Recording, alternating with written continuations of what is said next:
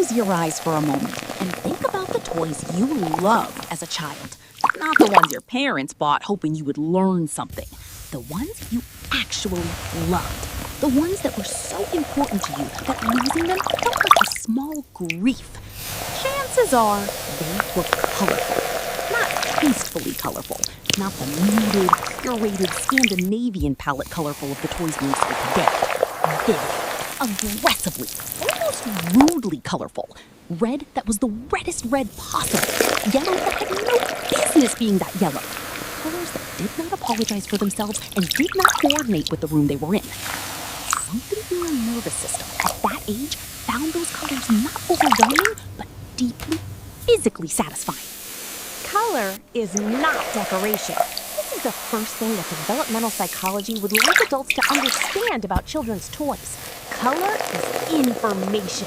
For a human brain in the first years of life, still building the neural pathways that will eventually allow it to organize and interpret the visual world, high contrast, saturated color is a form of signal clarity. It says this object is distinct. This object is separate from the surface it is resting on. This object is worth your attention. A red ball on a gray floor is not just aesthetically pleasing to an infant, it is cognitively legible in a way that a beige ball on a beige floor is not.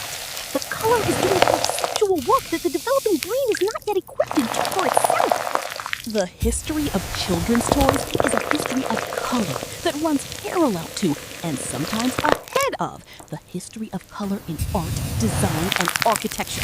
The ancient Egyptians made toys for children from painted wood and fired clay. Roman children had dolls with articulated limbs painted in skin tones and colored garments. Medieval European children played with carved and painted wooden animals. In each era, the people making toys for children seemed to understand intuitively what color scientists would only quantify much later. That children respond to color with a directness and a wholeness that adults have often learned to suppress. The child does not analyze why the red is satisfying. The child simply reaches for it. Let us talk about a specific kind of toy that exists in almost every culture in some form. The stacking ring toy. A base, a central post, and a series of rings in descending size that must be placed on the post in the correct order to form a stable tower. In its most basic form, it is a toy of secret and fun and the pleasure of doing something right.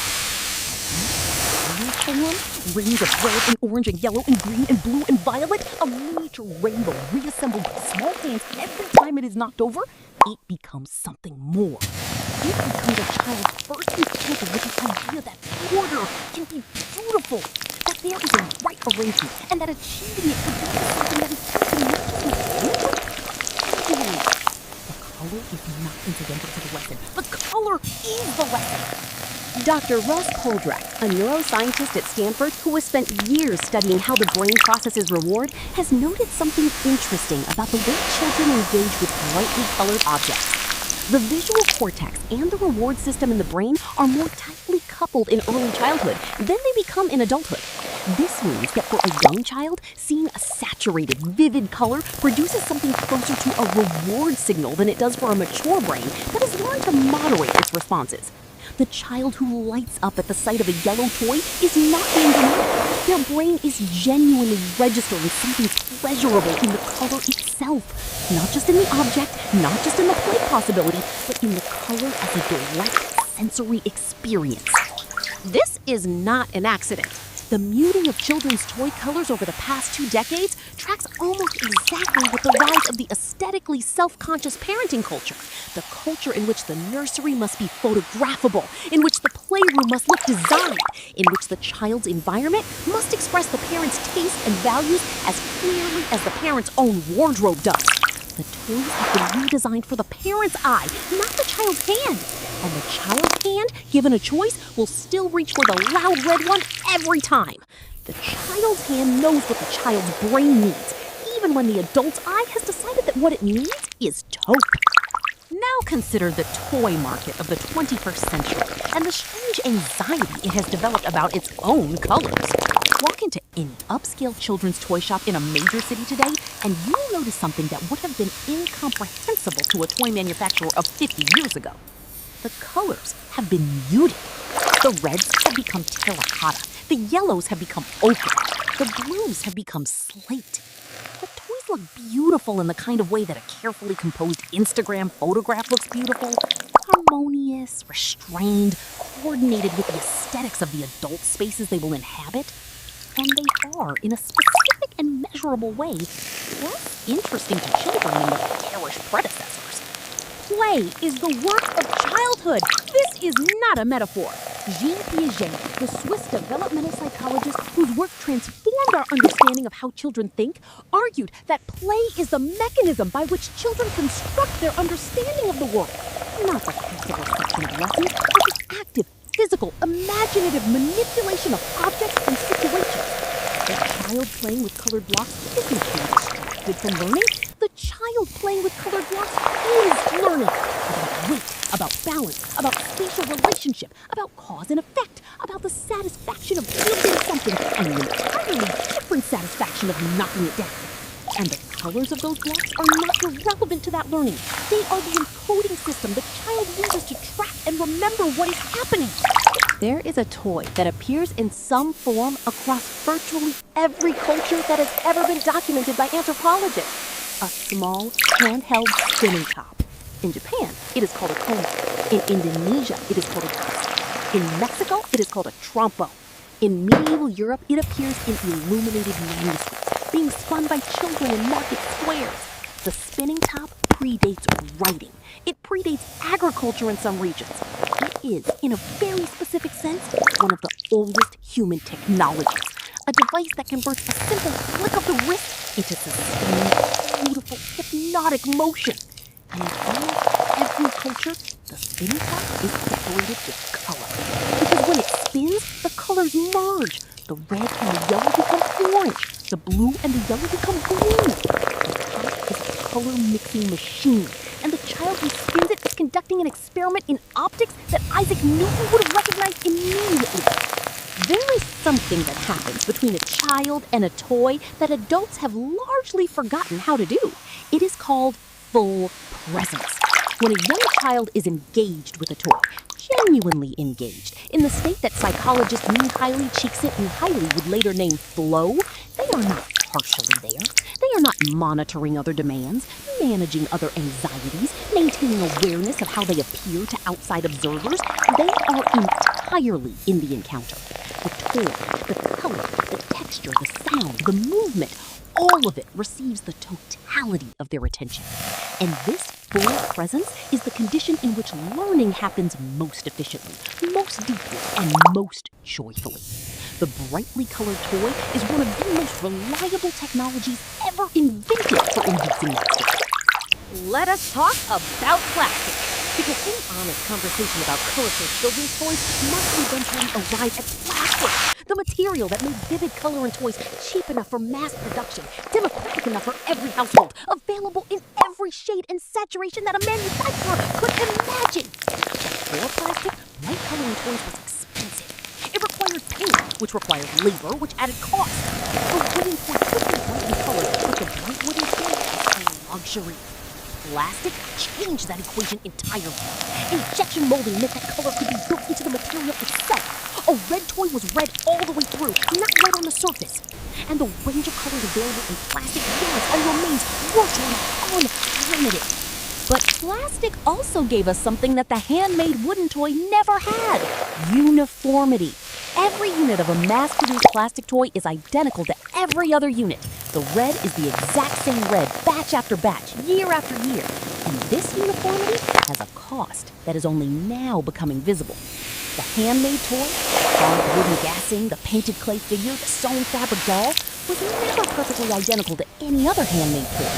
Each one carried the particular marks of the hands that made it. The slight irregularities, the individual color variations, the evidence of human involvement. A child playing with a handmade toy was playing with something that someone had touched, considered, and made specifically. The mass-produced plastic toy is playing with an industrial process. Both are valid, but they are not the same experience. In Indonesia, in the markets of Yogyakarta and Solo and Bandung, you can still find traditional handmade toys. The congklak board, carved from wood and painted in warm colors, its cups worn smooth by generations of fingers moving stones.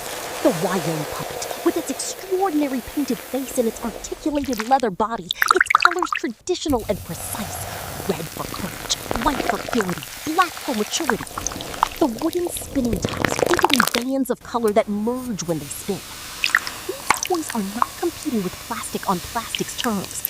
They're offering something different. A particular density of meaning that mass production cannot replicate. A connection to a tradition of making and playing that stretches back centuries. The child who plays with a congklak is learning the same arithmetic that their great-grandmother learned on the same game. The color of the board is the same color it has always been. That continuity is not nostalgia. It is inheritance. There is a specific age, roughly between 18 months and 3 years, during which a child's engagement with color reaches what researchers call peak chromatic sensitivity. The child at this age is not just noticing color. They are sorting by color, naming color, using color as the primary organizational principle of the visual world. Everything is the red one or the blue one. Everything is understood first by its color and only secondarily by its shape or function. This is a developmental stage, and like all developmental stages, it passes. But the toys that surround a child during this stage leave impressions that last far longer than the stage itself. The specific red of a loved toy encountered in adulthood can trigger something close to memory. Not a memory of an event, but a memory of a state, a quality of attention and fullness that the adult world rarely offers. What are we doing when we give a child a colorful toy? We are giving them a world in miniature, a world they can hold in their hands, turn over, examine from every angle, put in their mouth if they need to, throw across the room if that seems useful, and come back to again and again without it changing. The toy is stable in a way that the adult world is not. It is available. It does not have other priorities. It does not check its phone in the middle of play.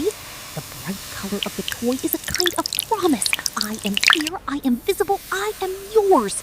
And the child believes that promise completely in the way that children believe things before they learn to be cautious about believing. There is one more thing to say about the colors of children's toys, and it is the most important thing. The colors are not there to teach children about colors. They are not there to match the nursery decor. They are not there to perform the parents' aesthetic values or signal their educational philosophy. The colors are there because color, for a young human being, is one of the primary ways the world announces itself as worth being alive in. The red ball does not just say, "Here I am." It says the world contains redness, and redness is good, and your eyes were made to find it. And finding it is a kind of joy that requires no justification.